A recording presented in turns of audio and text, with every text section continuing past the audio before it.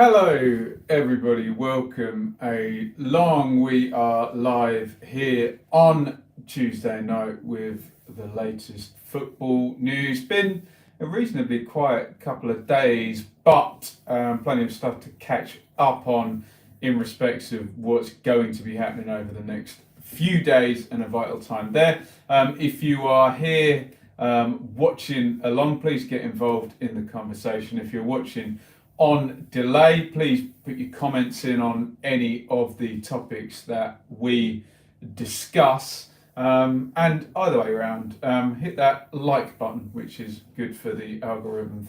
For the travel, so I, like many people, have just watched Der Klassiker in Germany. So this is the first real sort of big game under the lockdown, biggest game in German football, essentially. Dortmund versus Bayern. Bayern win it 1-0. I really enjoyed it. Really high quality stuff. You're focused in on the football. Gary Lineker tweeted at halftime that without crowds, the ball is in play much longer. We actually do get more football, so none of us can be there. So isn't it great that it seems to be nice and high quality on the pitch, and hopefully some of the naysayers,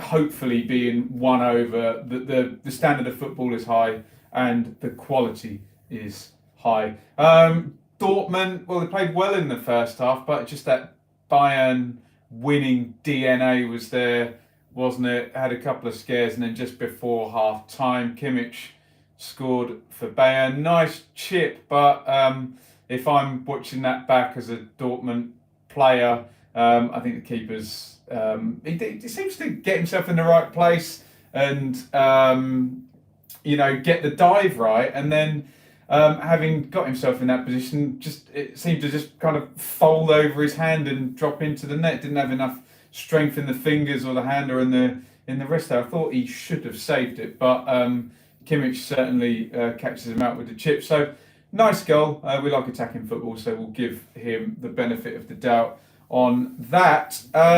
Big handball controversy in the second half. We've had the rule sort of amendment over here in the Premier League that anything leading up to sort of or preventing a goal, if you score a goal and it brushes any part of your arm, that goal's chalked off, and vice versa. So it was Holland had a shot and Boateng sticks his elbow out and pushes it away.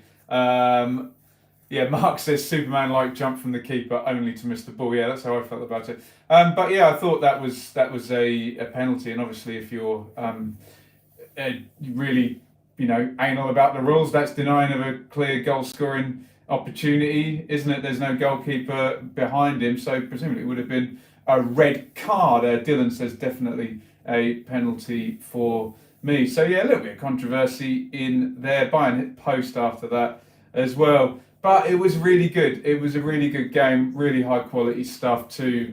Champions League sort of last 8 level teams, aren't they? So hopefully the naysayers, there's no point without fans, crowd, starting to get on board now, and hopefully accepting that at the moment there is no other way until governments ease up on lockdown restrictions.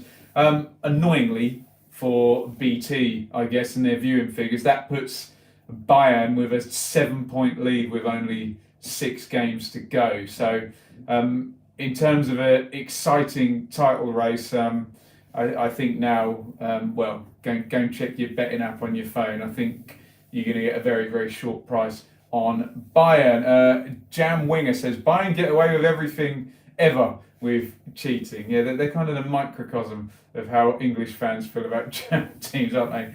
Bayern always win, always have that strong mentality. Right, let's get back to the more local issues and the Premier League. So the state of play where we are now, we've had a few players test positive, haven't we? Sort of 6 or 8 over the 2 tests. Very low rates, which is very good. And we are getting the vote tomorrow on the Premier League moving to phase 2 of the training protocols, which, if I remember correctly, means larger bubbles of players up to 10 and some contact training as well, which would be great, wasn't it? As I say, very, very few affected players. The ones that are infected are staying away.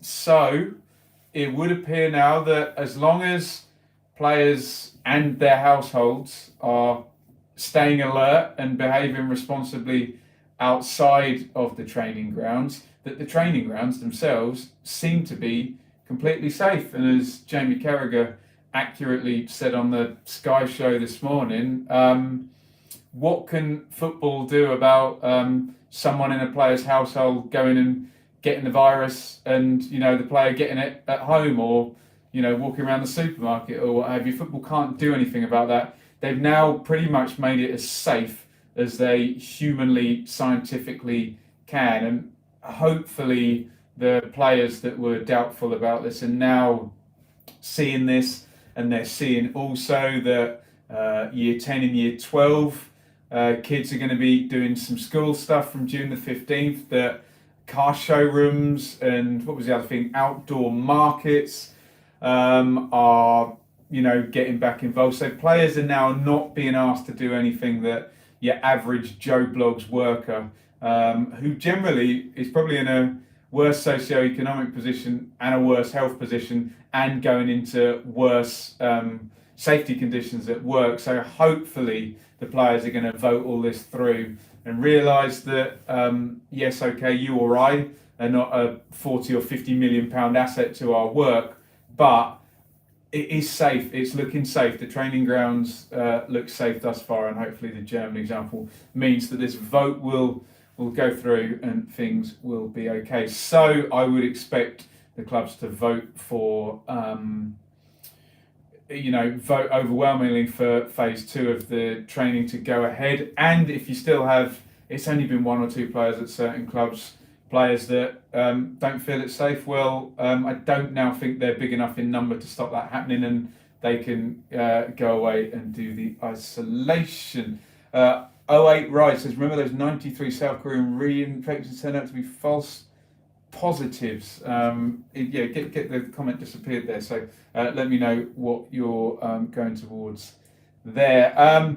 They're also in the Premier League going to be discussing TV rebates on Thursday. You've heard anything as high as 350 million expected to be repaid by the Premier League back to BT and Sky Sports to cover their lost games and subscribers and subscription revenues. Obviously, not through any fault of their own, but the Premier League have defaulted on the contract that they signed because they haven't provided any games for 2 months, and that is I wonder if any of the current positive tests on our football are false positives. I prefer it that way around than the other way around, but hopefully the testing is secure, but that is always a possibility there. Also, in terms of the TV, it seems like that 3 p.m. blackout is going to be lifted whilst we are playing behind closed doors. Obviously, a lot of families were seeing things like safari parks and other attractions and beaches. So families are going to be able to go out and do stuff at the weekend now if they can stay alert and social distance, so to say. But you're still going to expect massive TV audiences if that 3 p.m. blackout goes. So be very interested to see. I don't know whether the clubs will get any kickback. I'm sure they'll be in favour of being on TV if there's no one there. I'm sure fans will be in favour. I'm sure TV companies will be in favour, other than BT and Sky, who should surely be given some rights to those games as well, given that I know the games are up for grabs, but given that they put so much money into the market, for other people other than them to get them for free would likely be unfair. Might even be the case that the rights are just, sometimes we get it in the World Cup, don't we, where different channels, 3 or 4 different channels, all have the rights to the same game, and the consumer just chooses which channel they want to watch based on the presenters and the commentators, because the camera positions are all the same, aren't they? And the one thing we're very lucky as English football fans to have is very, very good camera ops and TV directors and staff working in those positions. Down further in League One, we've now passed the deadlines for clubs to have their say on the two options, either curtail and unweighted points per game with no extended playoffs and promotions and relegations honoured on the one hand, or play on. And we had an interesting little piece reach some of the sort of local football writers' papers, whereby they'd surveyed all of the League One football writers, who should, hopefully, if they're doing their jobs well, be a bit more in the know than the rest of us trying to guess what these clubs are going to do. And this is what they came up with, and I can go through the individuals, but they've at the moment got 9 teams who are expected to vote to play on. Remember, this is out of 23 because there's no Bury. 11 who are going to want to stop, and 3 whose intentions are unknown. So you could have, need to vote one way or the other. I'm assuming you can't abstain in this vote. Maybe you can. We need to find out about that. But could go either way by the looks of it, and maybe some lobbying towards the teams who are seemingly undecided might be happening from some sides either way. But doesn't seem, could be a reasonably big margin if all of those 3 clubs who are unknown in their intentions go against the restart of it. Then you could have a 14-9 vote. But if it goes the other way, you're on 10 versus 12, or you could possibly even have a vote to play on. We'll see. So the thought from the football journalists is that Coventry and Rotherham, the top 2, well, why wouldn't you vote to end and immediately be promoted? That would seem crazy for them to vote to play on, wouldn't it? Wickham, contrary to what Gareth Ainsworth was saying, although to be fair to him, he did say that's the decision for the owner, Wickham are the ones who will benefit most from points per game. They jump up 5 places, in fact. They will vote to end, according to the sources there. And then you get a whole spate of Oxford, Pompey, Fleetwood, Peterborough, Sunderland, which is all the way down to 8th place, all likely to want to vote to continue. Remember, both Gareth Ainsworth and Jerry Barton said, we thought we could get automatic. Jerry Barton also said that Rotherham have essentially won the lottery here in being second place and still having 6 of the top 10 to play. Durham McAntony thinks Peterborough can get there. Sunderland think they can get there as well. Everybody thinks they can get either into the playoffs or automatic. Doncaster's an interesting one because their intention is apparently unknown. So you would think that money permitting, they would want to play on. They're in the playoff mix, as are Gillingham and Ipswich, who would likely want to continue. Ipswich would also fall into the category of a club that, even though the playoffs look a little bit remote for Ipswich, although they do have some easy home games, I'm sure they're capable of messing them up. But Ipswich would fall into the category of a club that would have to rebate a lot of money in sponsorships and season ticket payments back. So, and then you're kind of into the bottom half, 12th downwards, is sort of the bottom half, isn't it, with only 23 teams. Burton, Blackpool, end. Bristol Rovers apparently want to continue. They would be down in 14th on points per game. I think I've got that right. So I'm not sure the rationale behind that. Shrewsbury, Lincoln, Accrington, Rochdale, end. Say all of their local journalists. Again, Lincoln, might be nice for them to have a rebuild without the Cowleys, who they lost this season and tanked a little bit. Accrington and Rochdale, you put in the bracket of small clubs who wouldn't want to spend if they didn't have to. MK Dons, intention unknown. I suppose MK are a bit different than other clubs because they've got the beautiful stadium there in Milton Keynes, and perhaps they might be one of the clubs whereby, sorry, I put my flesh away, one of the clubs whereby might be expensive for them to shut the doors, and you'd think sponsorships, and I know they don't draw massive crowds there, but certainly the upkeep on that stadium cannot be cheap. Really nice stadium. I know a lot of people find it sanitised, but I think really good modern stadium there. AFC Wimbledon would want to end, of course they would. They're one place above relegation. Tranmere would want to continue. Bolton would want to end, and Southend down their intention unknown. Are they waiting for some sugar daddy to lobby them to play on? Allegedly, I don't know. Of course, I'm only being jestful. So it kind of goes with what we've all been thinking, really, viewers of the channel and myself, that League One will be curtailed, but maybe it's closer than we think, especially if you get that swing from Doncaster there. Wickham ending. That might disappoint a few people. I wonder whether we'll find out how people vote. Let me know what you think in the comments. Just quickly before we go to any questions, if you've got any questions, fire them up. Also hit that like button, help me out here. And you can also, if you really want to help a brother out, I haven't made a lot of money in the last month, put it that way, you can do a super chat or a donation down the side there, obviously completely at your discretion. Speaking of donations, Marcus Rashford, good story here, has been given a special award by the High Sheriff of Greater Manchester. Rashford's been working with the Fair Share charity, helping to raise £20 million for meals for children in lockdown, which is pretty cool. Apparently the fund has fed 2.8 million children per week. Great stuff.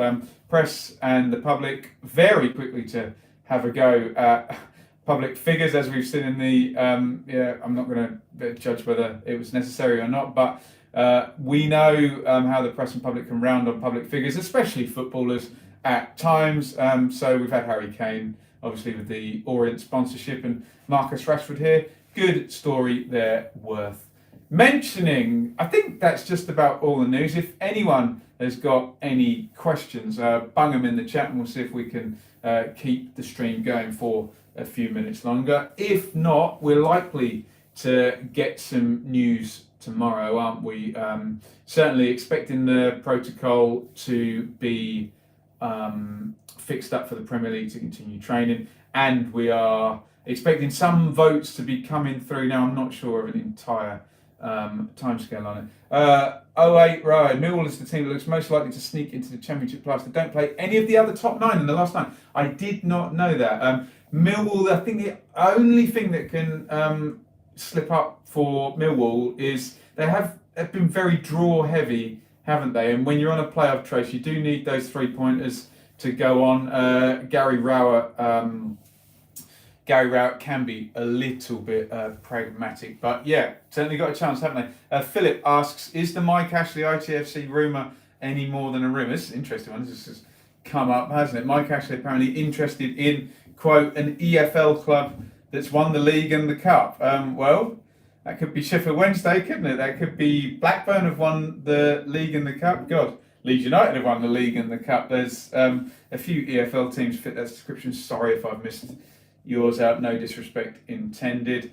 Well, if we're taking this seriously, let's take it seriously for 1 second. Mike Ashley certainly isn't going to pay Marcus Evans what he wants, but we'll see how it goes. A couple of questions there. Oh, Mark, get your comment in, it just disappeared there. Will asked, do I think Brentford and Forest will choose to end or continue? That's an interesting one, isn't it? I don't think Brentford and Forest have got much or any chance of catching Leeds or West Brom, and they've certainly got more chance of dropping out than getting in. If you want to do the best thing for your club and you own Brentford or Forest, I suspect you're going to vote to curtail, aren't you? That would be the sensible vote. I'm not saying for sporting reasons, that it's the best thing to do, but it could be the right thing for the club. It says Leeds definitely want to play and we don't want to go up with any cloud over us. Yeah, I don't think anyone who does go up from this could be accused of having a cloud over them. But yeah, we know how people treat Leeds sometimes, don't we? With unfair suspicion, sometimes fair, sometimes unfair, I think. But I think there might be some TV links. Oh, thank you, Mark. Leeds and West Brom have both been rumoured to be voting to play on. Smart or not? Well, that kind of feeds into the thought I was just having that will the TV people be leaning on these clubs? Will there be conversations between unnamed people at Sky and BT and say Andrea Radrizzani saying, look, if you don't play on, that's fine, that's your view, but we're going to come at you for TV money. The only thing is, if you're Leeds and you're West Brom, you know you've got 100 million quid coming if you don't play on. So I think there's going to be pressure probably from government, not that it would have any sway, definitely from TV for the Championship to play on. Massive pressure for the Premier League to play on, obviously. That's the jewel in the crown of the English football product. But I mean, look, you can draw a line like that, can't you? Premier League, loads of pressure to play on. Championship, I think a fair amount. I'm not talking about Sopranos style TV bosses, making threats to clubs, saying, if you want to be our friends here, you need to play on. But League One, less so. Harry, as a Leeds fan, I want to play on. We don't want out-handed to us. Mark says, do you know if the votes remain anonymous? Well, I think the clubs who are going to want their votes to remain anonymous will try and keep that so. We know how leaky it will be, but you're definitely going to... I mean, look, Peterborough are going to come out and publicly tell everybody that they're voted to play on, aren't they? Bristol City and Millwall will come out and tell people that there's going to be some guessing and, some people are going to be in the know. It's going to leak, isn't it? Surely this will filter down to players once votes are made. Players are going to need to be told by owners of clubs what's happening. Are we coming back and training? If we talk about Forest and Brentford and Fulham and who's sixth, Preston. All those players are going to need to know, right? What's the plan here? Are we preparing for a playoff, or are we preparing for 3 games sometime, or are we going to be preparing for 9, possibly 12 games for those playoff teams? So it's going to come out in the wash somehow. Some misinformation is going to come out as well, but there's going to be clubs who will be very public with their vote, who are going to overtly say this is what we did. There's going to be clubs like, you're not telling me Rotherham and Coventry are going to tell everybody, come out straight away, or we voted to stop. They're going to keep quiet. They're just going to put their vote in. So it remains to be seen what comes out in the wash, what's leaked. And I'm sure some clubs will be completely falsely accused of going one way and might have to come out and debunk it. We will see. This is where we rely on our lovely friendly journalists to hopefully get these leaks and let us know, because that's an interesting thought, actually. Is it in the greater good for us to know? And I think fans are going to want to know. I think if you're a Leeds or West Brom fan, you're going to want to know, did our club want to play on? Did we want to do to quote, the right thing for the greater good, which in the Championship and the Premier League, where it seems far more possible, did Leeds and West Brom do the right thing for Charlton and Barnsley and Luton, give them a chance to play on and avoid relegation? There's going to be some long-term grudges held by the people who wanted to play on against the people who wanted to vote to stop. Some clubs could easily tell a few porkies regarding the vote. Yeah, of course they could. We'll see what comes out in the wash. Very, very interesting week ahead, isn't it? We all want to see some football, don't we? I've seen a really good game of football this afternoon. Really elite level players, really delivering. Certainly entertained me. I know some people are more about the whole spectacle and the crowd, but I think there's a large number of football fans who are happy for, what should be the privilege of watching these highly, highly skilled players doing their thing. So I want to see some football, and I think we're going to see some football. And, in the bigger picture, we're now, it seems like a lot of people are now not social distancing. So we're about to see whether the world can continue with coronavirus and people can stay safe and shield vulnerable people. And, people are going to be back to work a lot on June the 15th. You don't need Lewandowski when you've got Bamford to watch. There we go. Christopher, I'd rather watch football without fans than no football at all. Absolutely. Do you think more teams will try Brentford style of transfers after the pandemic? I think everybody would like to try Brentford style of transfers because they bring in such good players and such good figures when they sell them. I just think it's going to be a very, very depressed market going forward. And if you've got cash in the bank and assets in the club, you're going to be looking okay. If you have neither of those things, then could be a hard time. And that doomsday scenario, we might get some teams in League One and League Two who, in order to avoid ruin, are going to be bringing in some players who might be very inexperienced on wages all they can afford, and we might see some teams be not very good at all next year, depending on how that transfer market works out. But thank you everybody for watching. While we're on, if you can just hit that like button, that helps the video go out to more people. If you're watching on delay, please get involved in the comments on any of the stories or any of the questions that have come out. It says, have you and a crew of other commentators thought about doing a live stream together and argue over? I would love that. If you know any others, do let me know. We all know you have a soft spot for Leeds. When Leeds go up, will you still vlog about us in your content? I don't have a specific soft spot for Leeds. Leeds is a great club, isn't it? I love the football they've played. And I've said on the channel a few times now, I'm going to have to adjust now and do news-based stuff. And if football is only a TV entity, I will have to do some Premier League stuff. So what I will say to Leeds fans is check the chats here. There's still Sheffield United, Villa and Norwich fans from last year. There's still Fulham fans who have been up and come back down, and Cardiff and Wolves disappeared off into the distance, didn't they? But keep involved. I will. Hopefully, I'll be able to do both detailed Championship stuff and what do I think of the claim that Ornstein made a couple of weeks saying Reading owner will pay certain players whatever they are based on? He sees them as lucky charms.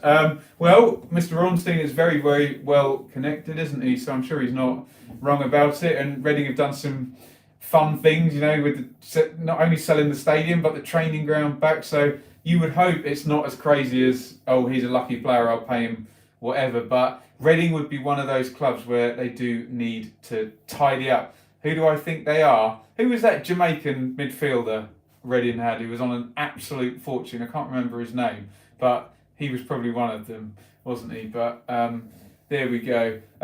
Jamie says, do Championship watch alongs. Yeah, I'd like to try a watch along. I was thinking about doing the big German game. Not McClay, was it Williams, Adam? I'm not sure. I'm not a Reading aficionado, despite having been there loads. I'll try a watch along. We'll see what people want, whether they'd rather watch with me or with Dom Goodman or Andy Hinchcliffe in there. I suppose you can do both, but yeah, we'll try some Championship watch alongs, see how they go. Whether you guys would want 45 minutes and then stop and then come back in second half, but definitely willing to try just what permission I could get. We also thought it could be Maite because De Jong personally stopped the transfer last year. Williams was here before that owner. I always say this with players I've met. I met Maite in a Reading Thai restaurant, and he was nice. So I've got his back. Although he did punish Ipswich a couple of times, but hey, everyone punished Ipswich that season, didn't they? Right. Thank you everybody for watching. I will bid you all farewell. Thank you, Jamie, for the suggestion. Thank you everybody getting involved in the chat. Adam says, if you're at Reading again, let me know. I'll buy you a pint. Hey, I've got so many pints in the waiting here. I might do one of those little miniature bottles of wine because I don't want to get too bloated with the beer. But have you got Fluffy Chicken? Brilliant question. Have you got a Wagamama takeaway yet? I have not. I'm in deepest, darkest Bedfordshire here, and there's no Deliveroo, but it's on the agenda. Do best of bottom 6 Championship teams. That looks like a good one. Animation. Leeds v Fulham. Yeah, I'd love to. That should be a really good watch as well. 2 very good technical sides who don't need big crowds